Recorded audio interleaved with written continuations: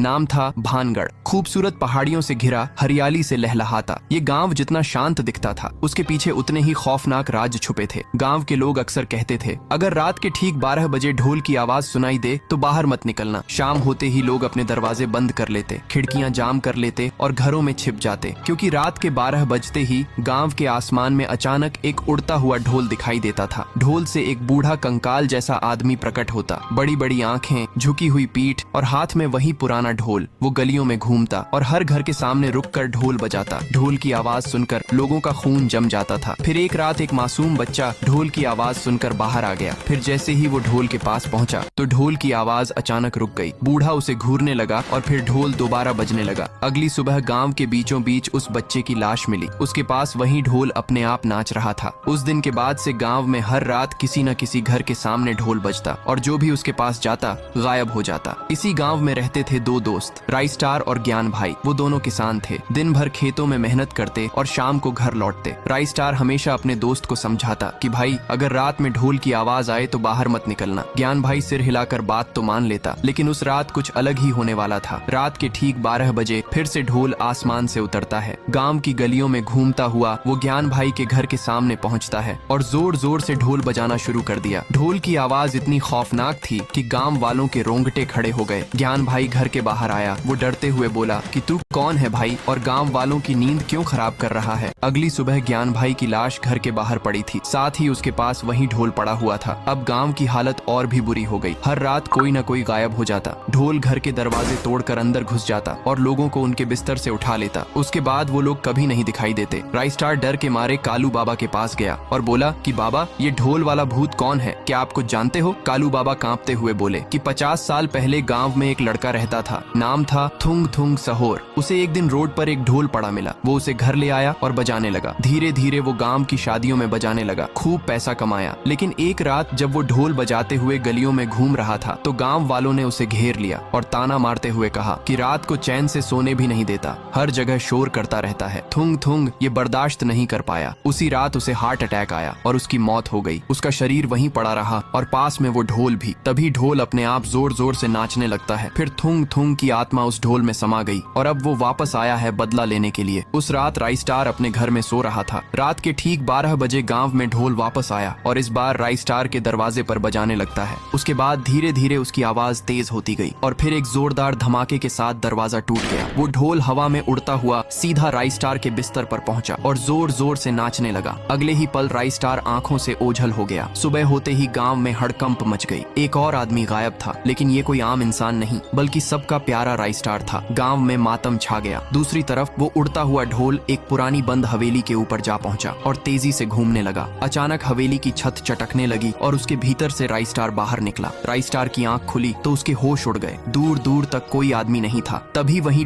ढोल फिर से उसके सिर के ऊपर नाचने लगा और वो फिर से गायब हो गया। इस बार जब उसने आंखें खोली तो वो एक अंधेरे तहखाने में था। चारों तरफ गांव वाले मौजूद थे और वो लोग डरे हुए और सहमे हुए थे। बाहर निकलने का एक ही रास्ता था, लेकिन उस पर जलती हुई आग की परत थी। लोग रोते हुए कह रहे थे कि अब कोई नहीं बचेगा। रात होते ही वो रहस्यमयी ढोल गांव की गलियों में घूमने लगा और हर घर के बाहर रुक कर बजता। उसकी डरावनी आवाज सुनकर लोग खींचे चले आते और फिर गायब हो जाते। फिर वे सभी तहखाने में फेंक दिए जाते। वहाँ लोहे की जेल में लाखों लोग तड़प रहे थे। अमावस्या की रात थी। कालू बाबा आसमान की ओर ध्यान लगाकर एक मंत्र पढ़ते हैं। फिर चंद्रमा में अचानक ढोलक देवता प्रकट होते हैं। डरावना चेहरा, पुराने कपड़े और हाथ में वही पुराना ढोल। कालू बाबा सब कुछ बता देते हैं। ढोलक देवता उसे एक जादुई ढोल देकर कहते हैं कि हर रात इसे बजाकर पूरे गांव का चक्कर लगाओ, यही तुम्हारी ढाल बनेगा। रात होते ही कालू बाबा ढोल बजाते हुए पूरे गांव में घूमते हैं। उस ढोल की आवाज अब रक्षक बन चुकी थी। आधी रात को वहीं उड़ता हुआ ढोल फिर आता है। गांव में घुसने की कोशिश करता है, लेकिन जादुई ढोल की शक्ति उसे रोक देती है। सुबह गांव वाले चैन की सांस लेते हैं, लेकिन एक और ट्विस्ट आता है। राइस्टार के ऊपर ढोलक फिर से तेजी से बजने लगता है और वो हंसते हुए कहता है कि अब ढोलपुर में मेरा राज होगा। फिर उड़ते हुए गांव में पहुंचता है। लोग उसे देखकर खुश हो जाते हैं। कालू बाबा पूछते हैं कि बेटा कहाँ था इतने दिन, लेकिन राइस्टार चुपचाप चला जाता है। रात होते ही फिर वहीं ढोलक की आवाज गूंजती है, पर इस बार उसे कोई और नहीं बल्कि राइस्टार खुद बजा रहा था। लोग उसकी ओर खींचते चले आए और बेहोश होकर गिरने लगते हैं। अगली सुबह चारों तरफ सिर्फ लाशें थीं। अब हर रात राइस्टार गांव में ढोल बजाते घूमता और जो भी सामने आता तो वो बचता नहीं। एक रात कालू बाबा उसका पीछा करते हुए तहखाने तक पहुंचते हैं और देखते हैं कि राइस्टार के अंदर से ढोल वाला भूत निकलता है। फिर वो कहता है कि अब भानगढ़ पर सिर्फ मेरा राज होगा। राइस्टार रोते हुए कहता है कि प्लीज मुझसे ये सब मत कराओ। फिर कालू बाबा एक शक्तिशाली मंत्र पढ़ते हैं जिसकी वजह से ढोल एक जोरदार धमाके से फट जाता है। राइस्टार आजाद हो जाता है। गांव वाले भी पिंजरे से छूट जाते हैं। सभी गांव वाले ढोलक को आग में जला देते हैं, लेकिन अमावस्या की रात थुंग थुंग ढोल को रहस्यमय शक्तियों से भर देता है। वो ढोल उड़ते हुए गांव की ओर जाने लगता है। उसके बाद वो ढोल गांव के एक पुराने घर के बाहर जाकर जोर जोर से नाचने लगा, मानो किसी को बुला रहा हो। अचानक दरवाजा खुद ब खुद टूट गया और वो उड़ता हुआ घर के अंदर घुस गया। भीतर एक आदमी सो रहा था। ढोल उसके सिर के ऊपर जोर जोर से नाचने लगा। कुछ ही पलों में वो आदमी बेहोश हो गया। फिर जब अगली सुबह उसकी आंख खुली तो वो इंसान नहीं बल्कि एक वनमानुष जैसे राक्षस में बदल चुका था। एक ऐसा दानव जिसके भीतर अब रहस्यमयी शक्तियां थीं। ढोलक हवा में उठकर गांव के चौराहे पर पहुंचा और जोर जोर से घूमने लगा। उसके भीतर से वही दानव बाहर निकल आया। उसी समय गांव का एक लड़का कपड़े फैला रहा था। तभी वो दानव आसमान को चीरता हुआ उसके सामने आ गिरा और अपने मुंह से आग की लपटें निकालकर उस लड़के को राख कर दिया। धीरे धीरे दानव ने पूरे गांव में तबाही मचानी शुरू कर दी। कई लोगों को मौत की नींद सुला दिया और फिर उड़ते हुए ढोल में समा गया। गांव वाले लाश के पास पहुंचे और बोले कि ये किसी जंगली जानवर का काम हो सकता है, लेकिन वे नहीं जानते थे कि ढोलक का भूत लौट चुका है। अगली रात आसमान में बिजली चमक रही थी और मूसलाधार बारिश हो रही थी। उसी समय वो भूतिया ढोल फिर से गांव में नाचने लगा। ढोल से टाइटन बाहर निकला और हंसते हुए बोला कि आज ढोलगढ़ को श्मशान बना दूंगा। वो हर घर के बाहर ढोल बजाता, दरवाजे तोड़ता और अंदर सोए लोगों के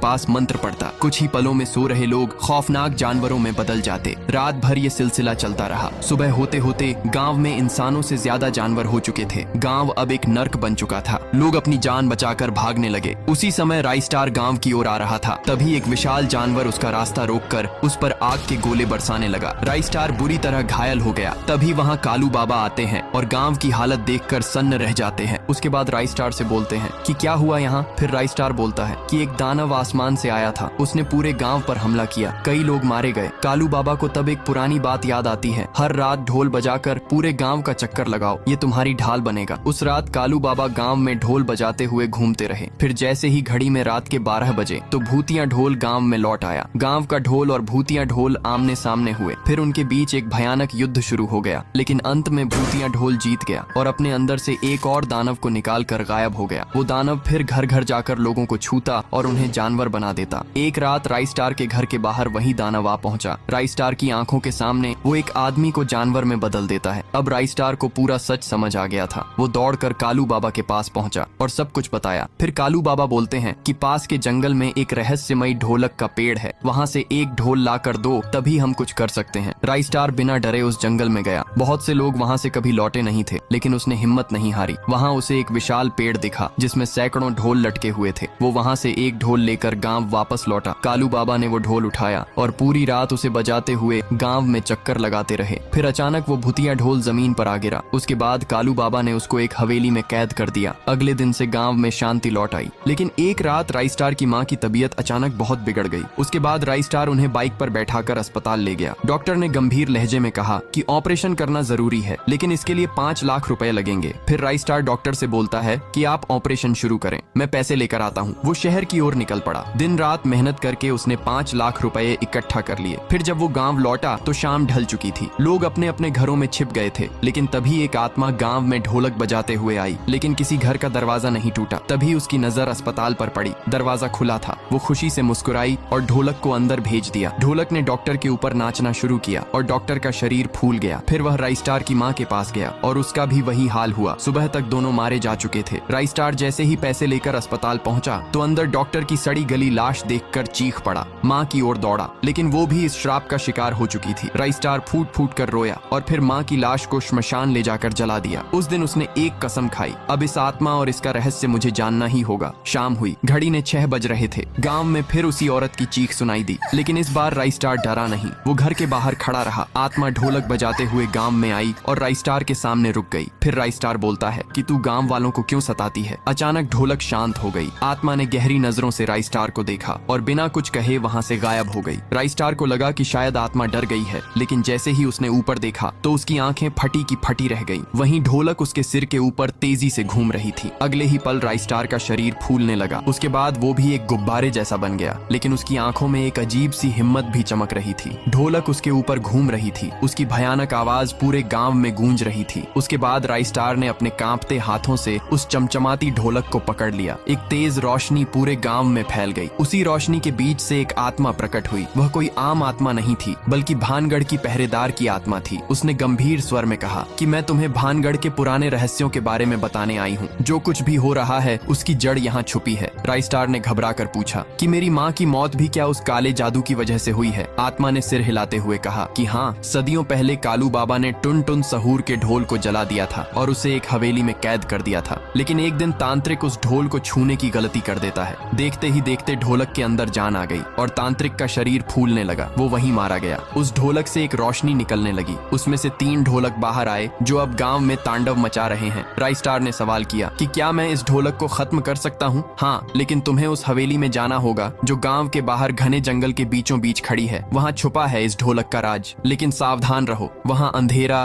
गहरा और खतरा भी अधिक है। राई स्टार ने मन में ठान लिया कि वो अपनी माँ और गांव को इस भयानक श्राप से जरूर बचाएगा। अगले दिन राई स्टार ने अपनी यात्रा शुरू की। गांव वाले डर के मारे उसकी मदद नहीं कर पाए, पर राई स्टार अकेला ही भूतिया हवेली की ओर बढ़ा, घने पेड़ों के बीच से गुजरते हुए। तभी अचानक वहीं टूटी फूटी हवेली दिखाई देने लगी। हवेली की खिड़कियां टूटी हुई थीं और दीवारों पर पुरानी लकीरें और अजीब चित्र बने हुए थे। फिर जैसे ही राई स्टार हवेली के अंदर गया तो उसे लगा जैसे कोई उसकी हर चाल पर नजर रख रहा हो। हवेली के अंदर एक पुराना ढोलक रखा था जो कमरे के बीचों बीच चमक रहा था। वो वही ढोलक था जो पूरे गाँव को शापित कर रहा था। राई स्टार ने गहरी सांस ली और उस ढोलक को छू लिया। अचानक एक गूंजती आवाज आई, केवल वो ही इस जादू को तोड़ सकता है जिसका दिल सच्चा हो। लेकिन आगे देखने से पहले अगर आप लोग भी मेरी तरह राई स्टार को दिल से पसंद करते हो तो वीडियो को एक लाइक करके चैनल को भी सब्सक्राइब कर लो और कमेंट में राई स्टार के लिए लाल दिल जरूर से भेज देना। देखते हैं कितने लोग राई स्टार को सच में पसंद करते हैं। उसके बाद राई स्टार ने मन ही मन में कहा कि मैं अपने गाँव और माँ के लिए लड़ रहा हूँ और मैं इस काले जादू को खत्म कर दूंगा। ढोलक से निकलने वाली रोशनी धीरे धीरे मंद होने लगी और अचानक ढोलक एक तेज आवाज के साथ फट गया। फिर धीरे धीरे अंधकार हटने लगा। हवेली की खिड़कियों से सूरज की किरणें अंदर आने लगी। हवेली में फैला सन्नाटा और डर धीरे धीरे खत्म हो गया। फिर जब राई स्टार वापस गांव पहुंचा तो उसने देखा कि शाम के 6 बजते ही अब कोई डरावनी आवाज नहीं सुनाई देती। गांव के लोग अब डर के साए से मुक्त थे। उन्होंने राहत की सांस ली। राई स्टार ने कसम खाई कि वो अब कभी भानगढ़ को डर और अंधकार में नहीं रहने देगा।